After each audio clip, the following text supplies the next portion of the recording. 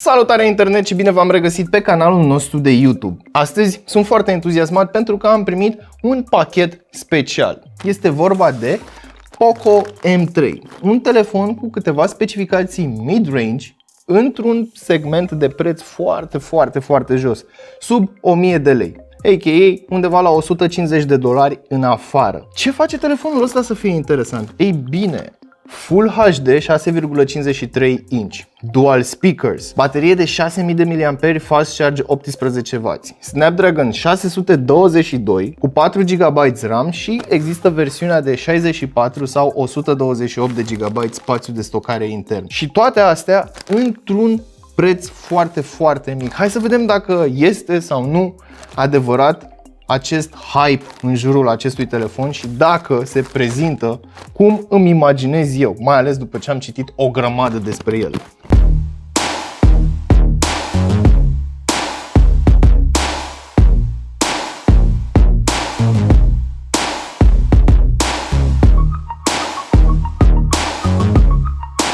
Ei bine, să începem să deschidem această punguță cu grijă, deși simt că are bubble wrap.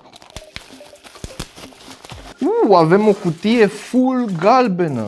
Hai să dăm cutia deoparte. Sunteți pregătiți? Este prima oară când îl văd și eu.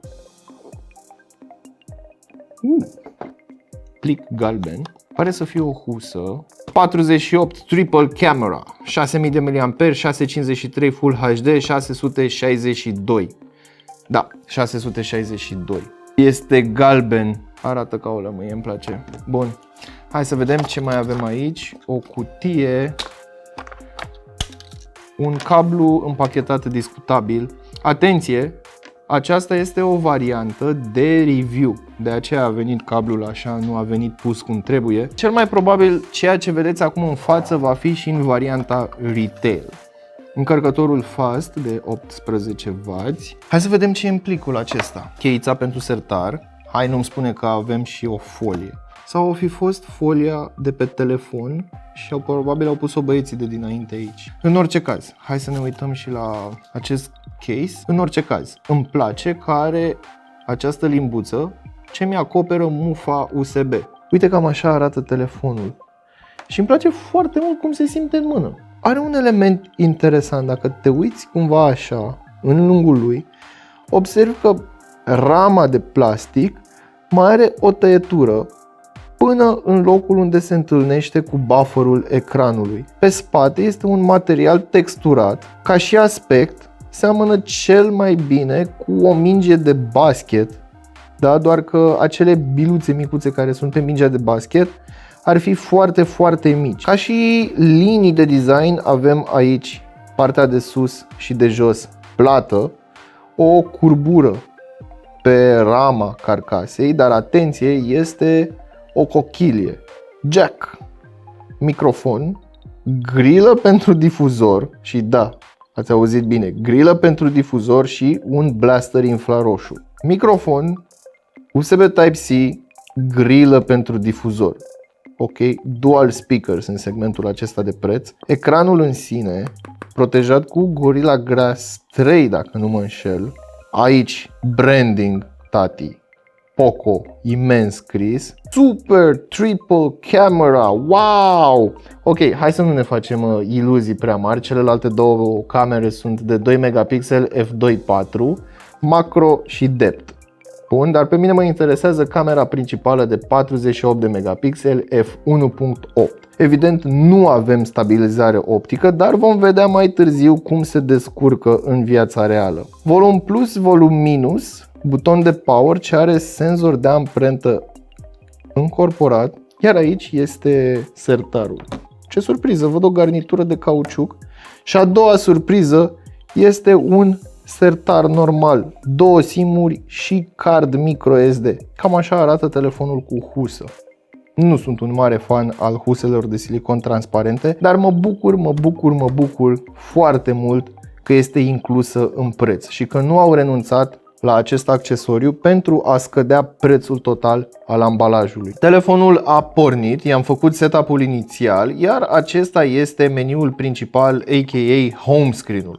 După cum bine știți, telefoanele Xiaomi vin cu un Launcher în care toate aplicațiile sunt vărsate și în partea din stânga este acest feed de la Google. Ei bine, este prezent și pe Poco M3, însă am observat o diferență. Telefoanele Poco pe care eu am pus mâna până acum aveau alte iconițe stock. Acestea sunt iconițele standard de la MIUI 12. Evident, avem Poco Launcher, asta înseamnă că predefinit pot să dau un swipe în sus pentru sertarul cu aplicații. Ok, 3, 2, 1.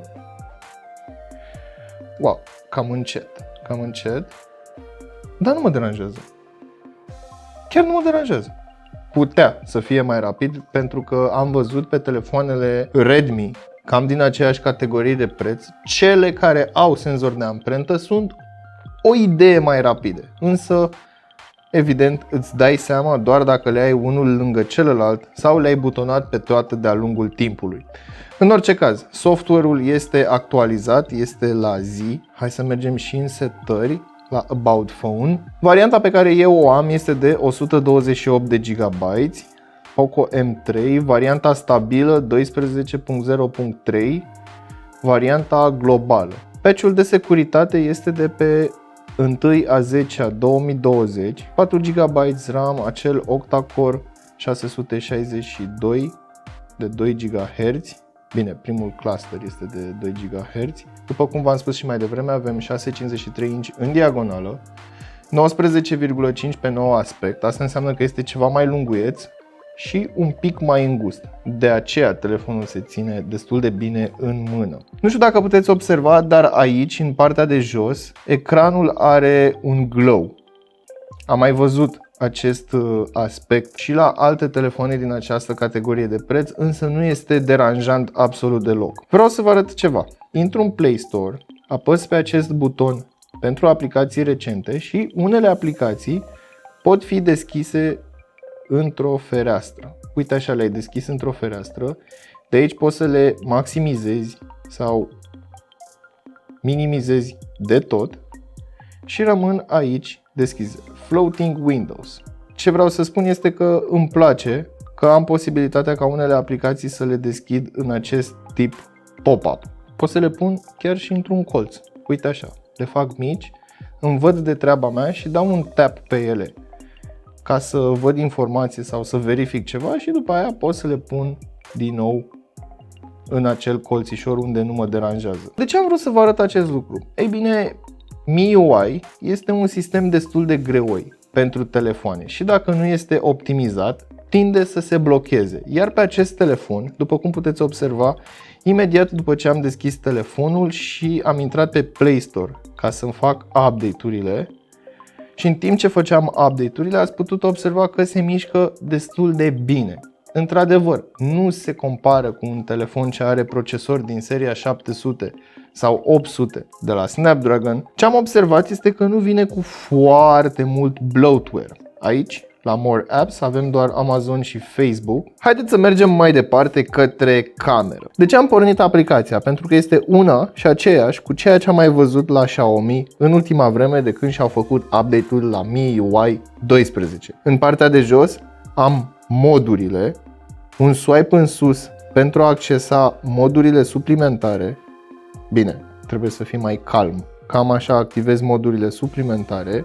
În partea de sus avem diferite setări pentru expunere, modul 48 de megapixeli, filtre și setări avansate unde pot activa sau dezactiva liniile de ghidaj, pot să fac fotografii în modul RAW, am focus peaking, exposure verification. Asta înseamnă că dacă activez funcția și mă duc în modul Pro, dacă fac expunerea prost, uite cum se fac liniile. V-am mai arătat și la alte telefoane, dar mi se pare foarte interesant că este prezentă această interfață în acest segment de preț. Mie unul sincer îmi place acest lucru, îmi place că s-au gândit să introducă această aplicație cu totul pe acest telefon, iar cele două camere de depth și macro, lasă-le acolo, avem branding cu triple camera și așa mai departe, fie. Nu mă deranjează absolut deloc, atâta timp cât cei 48 de megapixeli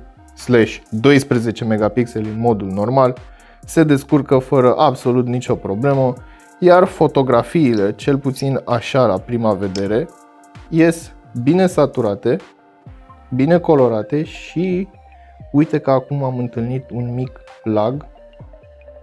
Uite, mie mi se pare că pentru prețul lui prinde destul de multe detalii. Ei bine, mai avem de vorbit despre audio și după cum v-am spus mai devreme, telefonul are difuzoare stereo, care se aud ceva de genul acesta.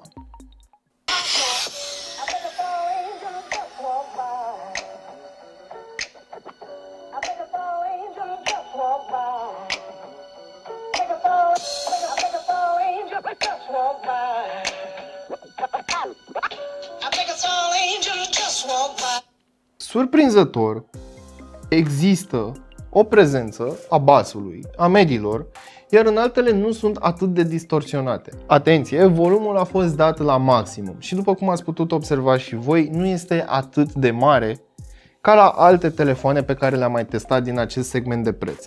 În schimb, apreciez foarte mult decizia de a micșora volumul și a păstra calitatea sunetului, în schimb să mă lase să folosesc un volum foarte tare și să am un sunet care este distorsionat și nu se aude bine. Știu, există telefoane pe piață stereo care se aud foarte bine, precum iPhone, ultimele modele de la iPhone, ultimele modele de la Samsung, OnePlus, până și ei au început să aibă difuzoare foarte bune, dar acelea sunt flagship-uri. Nu uitați că noi vorbim acum de un telefon entry level din punct de vedere al prețului, dar mid-range din punct de vedere al caracteristicilor. Am să-l iau cu mine, am să-mi pun cartela în el și bineînțeles am să-l folosesc câteva zile pe post de telefonul meu principal.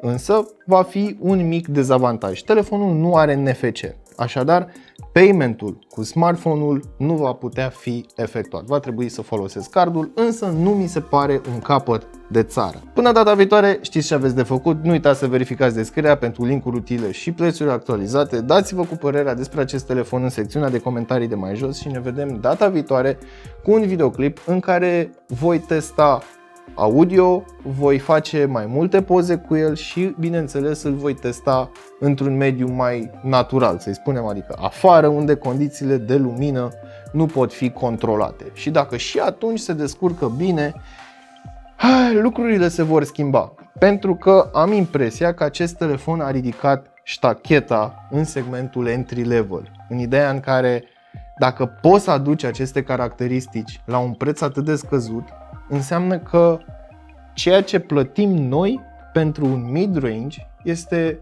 mai mult decât ne-am fi imaginat.